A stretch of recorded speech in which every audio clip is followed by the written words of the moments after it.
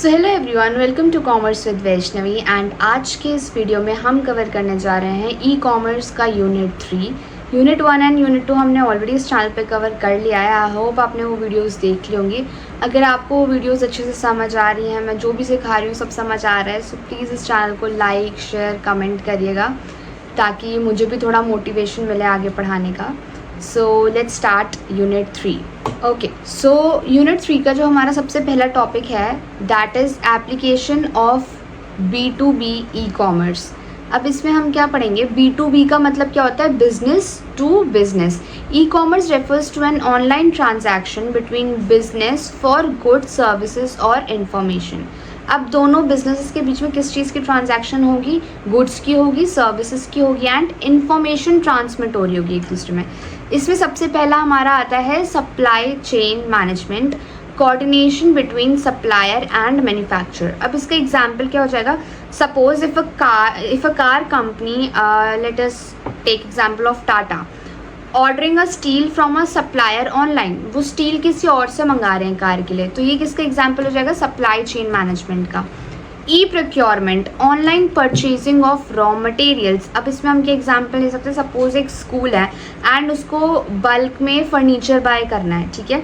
So if a school wants to buy furniture in bulk from an online wholesaling, that would be come in to e procurement, raw material cover करना, purchase करना। E market places क्या होगा? So platforms connecting buyer and seller. अब online buyer और seller को जो platform connect कर रहा है उसको हम ई मार्केट प्लेस बोलते हैं। इसका एग्जाम्पल क्या होगा? Businesses using platforms like India Mart to buy machinery. अब जैसे इंडिया मार्ट आपने देखा होगा या अभी आप गूगल पे डाल के देख सकते हैं, उसमें हम क्या कर सकते हैं? उसमें हम सामान को खरीद सकते हैं, बेसिकली बेचते तो नहीं है, तो उसमें हम सामान को खरीद सकते हैं और मेजरली वो बिजनेसेस को सेल करता है, वो बड़े बड़े एरियाज़ पे सेल करता है, ठीक है।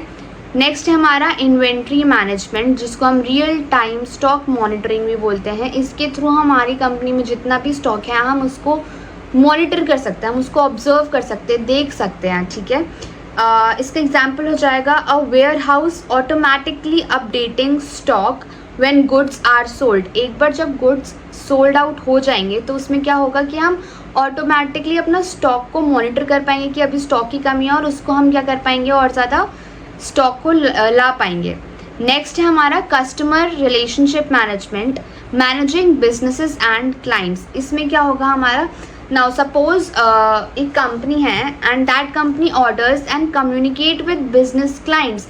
उससे वो डायरेक्ट कॉन्टैक्ट रख रही हैं, जैसे कि उन्होंने पूछ लिया कि आपको जो हमारा सामान मिला था दैट इज़ गुड और नॉट। वो सब चीज़ें किस में आ जाएंगी? CRM में आ जाएंगी।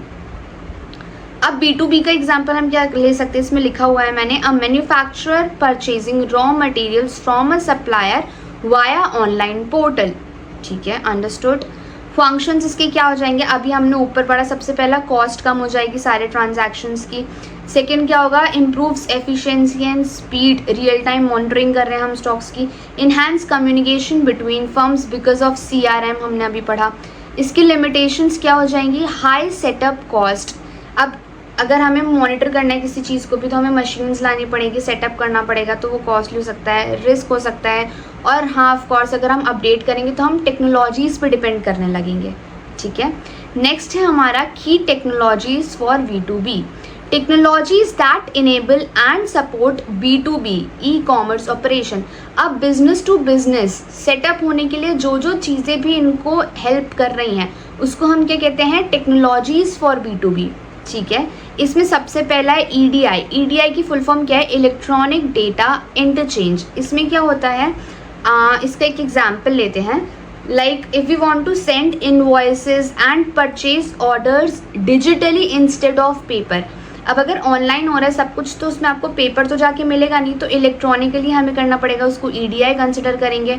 एंटरप्राइज रिसोर्स प्लानिंग, इसको ERP बोलते हैं। ERP में क्या आएगा? Company using SAP to manage account, HR, production of all together. एक साथ मैनेज करने के लिए हमने एक सिंगल चीज़ ले ली जिसको हम SAP कहते हैं, तो इससे मॉनिटर हो जाएगा। क्लाउड कंप्यूटिंग क्या होता है? Storing company data on Google instead of local computers, ठीक है। ब्लॉकचेन टेक्नोलॉजी क्या है? It basically helps in tracking product delivery, product की डिलीवरी में हेल्प करता है सिक्योरली, मतलब कि सेफ्टी के साथ। So no one can change records, ताकि इसमें जो भी रिकॉर्ड्स है, पहले क्या होता था पेपर में होता था तो records can easily be changed, but अब चेंज नहीं हो पाएंगे। नेक्स्ट हम पढ़ेंगे एपीआई के बारे में, ठीक है। इसमें क्या है, payment gateway connecting a companies website with a bank system. ये क्या कर रहा है, हमारी कंपनी की वेबसाइट को किससे कनेक्ट कर रहा है, किसी बैंक सिस्टम से कनेक्ट कर रहा है। ओके, ईआरपी सिस्टम का एग्जाम्पल क्या हमने ले रखा है इसमें, एसएपी मैनेजिंग बिजनेस ऑपरेशंस का ले रखा है। अब इसके फंक्शंस क्या है, ऊपर वाले को एनालाइज करके हम फंक्शंस इजीली फाइंड आउट कर सकते हैं। सबसे पहला है ऑटोमेट्स प्रोसेसेस, सारी जितने भी ट्रांजैक्शन वगैरह सब क्या हो जाएंगे, ऑटोमेट हो जाएंगे। सेकंड है इंश्योर्स डेटा एक्यूरेसी, डेटा इसमें एक्यूरेटली हम पुट इन करेंगे क्योंकि कोई भी काम मैनुअली नहीं हो रहा, सब उसमें हो रहा है, हमारा कंप्यूटर्स वगैरह में हो रहा है सारा काम। थर्ड चीज़ क्या है, इनेबल्स इंटीग्रेशन अक्रॉस सिस्टम। अब इसकी लिमिटेशंस क्या आ जाएंगे हमारे पास, सबसे पहले कॉम्प्लेक्स इम्प्लीमेंटेशन, सबसे बेसिक जो चीज़ें अगर किसी को नहीं आती होंगी ये सब चीज़ें, B2B में ये सब चीज़ें हेल्प कराने के लिए, ऑनलाइन प्लेटफॉर्म पे करने के लिए, तो ये सब चीज़ें उसके लिए बहुत ज़्यादा कॉम्प्लेक्स होंगी। नेक्स्ट है हाई मेंटेनेंस कॉस्ट, अब इसको मेंटेन करने की भी कॉस्ट ज़्यादा ही आएगी क्योंकि सब टेक्नोलॉजी पे डिपेंड कर रहा है। रिक्वायर स्किल्ड वर्कफोर्स, क्योंकि टेक्नोलॉजी अपडेट होती रहती है तो हमें इसमें अनस्किल्ड लेबर की ज़रूरत नहीं है, हमें इसमें पढ़े लिखे लेबर्स की ज़रूरत है, स्किल्ड वर्कफोर्स की ज़रूरत है। Fine, so next topic is are supplier oriented market place. अब इसका मतलब क्या होता है, ये एक ऐसी मार्केट प्लेस होती है जिसमें सिर्फ एक सेलर होता है और जो बायर्स होते हैं वो लार्ज नंबर होते हैं, ठीक है, one seller and many buyers, ठीक है। A market place controlled by suppliers where multiple buyer purchases from one supplier, supplier एक है और बायर्स कितने हैं, मल्टीपल है हमारे पास। इसमें सबसे पहली चीज़ आती है seller dominates pricing and terms, क्योंकि एक ही सेलर है तो वो अपने अकॉर्डिंग प्राइस रखेगा। Second is focus on selling products to many buyers, एक ही सेलर है तो वो क्या फोकस करेगा कि मैं ज़्यादा से ज़्यादा बायर्स को कवर कर दूँ। Third is common in manufacturing industries, जो ऐसी इंडस्ट्रीज होती है जहाँ पे प्रोडक्ट मैन्युफैक्चर होता है उनमें ये सबसे ज़्यादा कॉमन होता है। नाउ इसका एग्जाम्पल क्या है, company selling industrial goods directly to business, इसका एक और एग्जाम्पल लेते हैं। Suppose a cement company selling cement online to many construction companies, ठीक है, इसका ये एग्जाम्पल हो जाएगा सप्लायर चेन का। इसके फंक्शन क्या होते हैं, मार्केट को एक्सपैंड करता है, सेकंड क्या है, सेल्स अपॉर्चुनिटीज़ को भी इन्हांस करता है और कस्टमर के इंटरेक्शन को भी अच्छा करता है। इसके लिमिटेशंस क्या लिखे हैं यहाँ पे, लिमिटेड बायर पावर, सेकंड है लिमिटेड बायर पावर, क्यों बोल रखा है, क्योंकि इसमें सेलर एक ही था और बायर्स बहुत सारे थे, ठीक है। Second is less competition among suppliers, क्योंकि सप्लायर ही एक है तो कंपटीशन कहाँ से आएगा, ऐसी मार्केट को हम मोनोपोली बोलते हैं, तो रिस्क ऑफ मोनोपोली भी इसमें रहता है। Now fourth is buyer oriented and intermediary market place. अब इसमें क्या है, इसमें एक बायर होगा और सेलर्स कैसे होंगे, बहुत सारे होंगे। Buyer oriented market place just opposite हो जाएगा सेलर ओरिएंटेड मार्केट प्लेस का। Buyer oriented market place are controlled by buyers while intermediary marketplaces are managed by third parties। Intermediary में नाम में ही इंटरमीडियरी है जिसका मतलब होता है मिडिल मैन, तो इसमें कोई थर्ड पर्सन इन्वॉल्व होगा, बट बायर ओरिएंटेड में एक बायर होगा और बहुत सारे सेलर्स होंगे। इसका एग्जाम्पल हमें दे रखा है इसमें ऑनलाइन टेंडर सिस्टम। पहले इसके कुछ पॉइंट्स पढ़ लेते हैं। सबसे पहला है buyers set requirements and invite bids. Second is intermediaries connect buyers and sellers with each other. Third is encourages competitive pricing. Pricing कैसे कॉम्पिटिटिव हो जाएगी, क्योंकि सेलर्स हमारे पास बहुत सारे हैं। अब एक बायर तो वो बायर तो वहीं से सामान लेगा जहाँ से उसको सस्ता पड़ेगा, तो यहाँ पे क्या होता है, हमारी प्राइसिंग में कॉम्पिटिटिवनेस आ जाती है क्योंकि बहुत सारे सेलर हैं और बायर एक ही है, उसको जहाँ सस्ता पड़ेगा वो वहीं वो चीज़ खरीदेगा। सबसे पहला फंक्शन है इसका हमारा, सबसे फर्स्ट है रिड्यूसेस प्रोक्योरमेंट कॉस्ट, मतलब जो प्रोक्योरमेंट की कॉस्ट है, रॉ मटेरियल्स की कॉस्ट है, उसको लेस कर देगा। ट्रांसपेरेंसी इंक्रीज हो जाएगी, बेटर सप्लायर ऑप्शंस प्रोवाइड करेगा क्योंकि हमारे पास मल्टीपल नंबर ऑफ सप्लायर्स हैं। लिमिटेशंस क्या हो जाएगी इसकी, कॉम्प्लेक्स बिडिंग प्रोसेस, अगर हम बिड करवा रहे हैं मतलब क्या है कि कोई भी एक ऐसी चीज़ है जिसको हमें बेचना है, सपोज गवर्नमेंट ने ले ली, उसको हमें बेचना है तो बोली लगती है, उसको हम बिडिंग बोलते हैं। तो बिडिंग प्रोसेस कॉम्प्लेक्स हो जाती है क्योंकि सेलर्स बहुत सारे हैं। डिपेंडेंस ऑन इंटरमीडियरी, हमें मिडिल पर्सनस पे डिपेंड होना पड़ता है, और डिलेज भी हो सकते हैं क्योंकि सेलर्स ज़्यादा हैं। इसका एग्जाम्पल क्या है, suppose a government department posting a tender and companies bidding to supply goods. Companies क्या कर रही हैं, इस पे आके बिड कर रही हैं कि उनके गुड्स, उनके सामान को आप ले लीजिए, ठीक है। Okay fine, now I guess this is our last topic. हाँ fine, so just in time delivery B2B, ये बहुत इंपॉर्टेंट है, ये हर साल एग्ज़ाम में आता है जस्ट इन टाइम डिलीवरी, और बहुत ही ज़्यादा इजी है। इतना इजी वे में आपको समझाऊंगी, आपको सब समझ आ जाएगा। तो इसकी डेफिनेशन क्या कह रही है, it is a strategy where goods are delivered exactly when needed to reduce inventory cost. एक तो ये डेफिनेशन है। नेक्स्ट डेफिनेशन आप लोग इसकी कौन सी याद कर सकते हैं, that is okay, product delivered only when they are needed not early, ठीक है। इसमें क्या है होता है हमारा, बेसिकली इसमें जो कंपनी होती है उसके पास जब बायर ऑर्डर करता है तब वो कंपनी जाके दूसरी जगह पे मतलब सपोज एक कार की कंपनी है एंड एक कस्टमर आया, उन्होंने ऑर्डर प्लेस करा कार का, तो वो कंपनी तभी जाके वो टायर वाली शॉप पे उनको बोलेगी कि आप 4 टायर प्रिपेयर करके रखिएगा।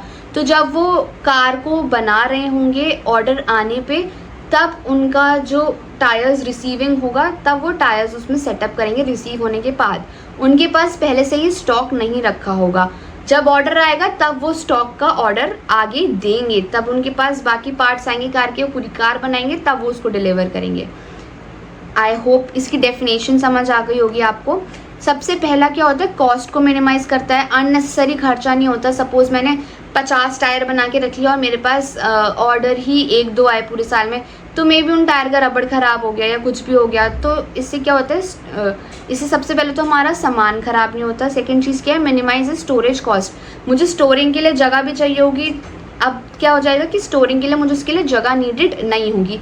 सेकेंड चीज़ हो जाएगी इम्प्रूव्स एफिशिएंसी, जितना सामान आ रहा है उतना सामान हम लगाते जा रहे हैं। 4 टायर हमें चाहिए थे, हमने ऑर्डर दिया, 4 टायर टाइम पर आए, हमने लगाया एंड हमने उसको आगे सेल आउट कर दिया। स्ट्रॉन्ग कोऑर्डिनेशन भी रिक्वायर्ड होता है, क्योंकि सपोज मैं जिससे सामान ले रही हूँ उसने सामान का डिले कर दिया, तो मेरा जो प्रोडक्ट होगा उसको मुझे आगे बेचने में भी डिले हो जाएगा, तो स्ट्रॉन्ग कोऑर्डिनेशन भी ये मांगता है। ओके, अब फंक्शंस क्या हो गए, सबसे पहला वेस्ट को रिड्यूस करेगा, अननेसेसरी वेस्ट क्रिएट नहीं होगा, प्रोडक्शन फ्लो इम्प्रूव हो जाएगा हमारा, इन्हांसेस सप्लायर रिलेशनशिप। अब इसमें रिस्क क्या हो सकते हैं, हाई रिस्क ऑफ डिलेज, क्या पता डिले हो जाए और मैक्सिमम चांसेस है डिले होने के। डिपेंडेंस ऑन सप्लायर, सप्लायर क्या होगा कि डिपेंड होगा, जो जिसकी कंपनी होगी वो डिपेंड होगा सप्लायर पे कि वो कब माल देगा, कब हम सेटअप करेंगे और कब हम आगे सेल आउट करेंगे। थर्ड है रिक्वायर्स एक्यूरेट डिमांड फॉरकास्टिंग, मतलब कि मुझे अगर if I am a company, अगर मैं कार की कंपनी हूँ तो मुझे पहले से ये चीज़ पता होनी चाहिए कि कब मुझे कितने नंबर ऑफ मेरे पास बायर्स आ रहे हैं, कस्टमर्स आ रहे हैं, और उनकी कितनी रिक्वायरमेंट होगी, उस हिसाब से ही मैं सप्लायर को आगे बोलूँगी कि कितने टायर्स वो प्रिपेयर करके रखे, ठीक है। तो मुझे एक्यूरेट डिमांड फॉरकास्टिंग इसमें करनी होगी। फाइन, इसका एक मैं आपको चेन भी बता देती हूँ कि हाउ इट वर्क्स। सो सबसे पहला होगा कस्टमर डिमांड कम्स, सबसे पहले कस्टमर की डिमांड आएगी। सेकंड क्या होगा, company places order to supplier, जैसे ही डिमांड आई वैसे ही कंपनी ने क्या करा, आगे सप्लायर को ऑर्डर प्लेस कर दिया। थर्ड चीज़ क्या होगी, supplier delivers good immediately, it is very important for supplier to deliver the goods immediately, ठीक है, ताकि एक स्मूथ फ्लो हो, ठीक है। फोर्थ चीज़ क्या हो जाएगी, goods are use directly in products, फिर वो जो सप्लायर गुड्स लेके आएगा वो डायरेक्टली हम उस प्रोडक्ट में यूज़ करेंगे, देन उसको आगे बायर को सेल कर देंगे। सो यहीं तक था हमारा यूनिट 3 ई कॉमर्स की। आई होप आप लोगों को समझ आई होगी तो चैनल को सब्सक्राइब कर दीजिएगा, आगे भी आपके लिए हर यूनिट्स की वीडियो आती रहेंगी, हर सब्जेक्ट की वीडियोस आती रहेंगी, BCA, BBA एंड BCom के लिए. So thank you so much for watching. And unit 4 next update होगी इस चैनल पे. सो यूनिट 3 देखने के बाद आप उसको भी वॉच कर सकते हैं. देन आपका ई कॉमर्स का पूरा ये यूनिट के साथ साथ सारी यूनिट्स कवर हो जाएंगी. देन एग्ज़ाम पेपर भी इस चैनल पे अपलोड होंगे. सो आप ज़रूर से सब्सक्राइब कर लेना ताकि आप लोगों को भी दिक्कत ना हो एग्ज़ाम पॉइंट ऑफ व्यू के लिए. So thank you so much for watching. Bye.